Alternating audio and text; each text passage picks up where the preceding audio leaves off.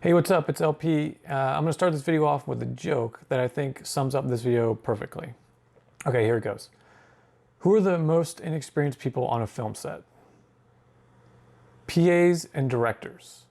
Over the years, I've experienced being on set with new directors as a cinematographer and as a crew member. This joke has a large chunk of truth to it if you take a moment and analyze it. Compared to all the other crew members on a set, directors really don't work as often. Crew members will go from one job to the next, week to week, or they'll even have multiple jobs in the same week. The time between jobs for directors, even successful directors, is a much larger gap. It could easily be weeks, months, or even a year or two before a director is on set again. Much of this has to do with the filmmaking process, because directors are involved on projects from pre-production, production, and post-production. When crew members, they're only there for the production part of a project. This lack of time on set can almost be seen instantly with new directors, and it can greatly affect the success of a project. So my number 2 piece of advice for new directors is know the limitations of your budget, your equipment, and your actors. I've been on sets and the directors are asking their actors to do ridiculous things that in normal circumstances require a stunt person. And if someone's not comfortable or it's not safe, you have to understand those limitations and don't try to force people to do something they're not capable of. You have to keep your actors safe. When it comes to camera setups, don't come to set and expect to do some crazy, complex, compound dolly move when the only equipment you guys have is a doorway dolly where the tripod just sits right on the dolly and it can't boom up and down. You have to understand the limitations of your gear. Don't show up asking the effects makeup people to do some crazy explosive blood explosion when they've only been prepped for some slow bleeding effect and they don't even have the tools to make an exploding blood effect. Learn as much as you can about each department so you're not asking for something that goes over the limits of their budget or isn't available because they don't have that equipment. You can push the limits, but know when what you're asking for goes beyond those limits. My absolute number 1 tip and advice for new directors is to know what you want.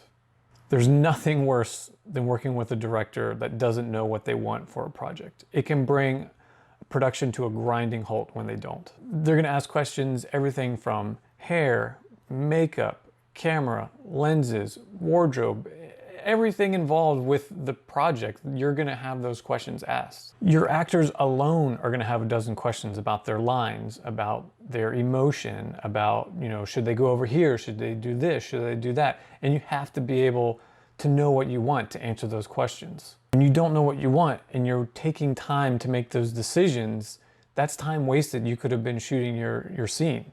So you have to be able to make those decisions and make them quickly. And the best way to do that is to know what you want before you show up on set.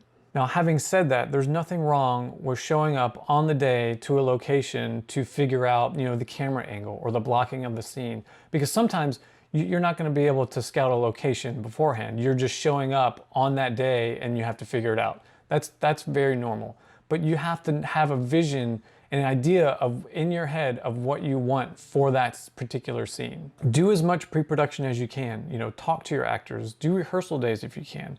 And if you're able to, scout locations ahead of time. Talk to your cinematographer. Figure out what your vision, look, and style of that project is going to be. If you don't talk about how you want the film to look with your cinematographer beforehand, they're going to show up with their own ideas and with their own gear to make that idea work. And if you have something out of left field that they weren't expecting, and they don't have the right lights or tools to do it, you're gonna have some trouble. Pre-plan as much as you can. The better prepared you are, the more smoothly your shoot is gonna go.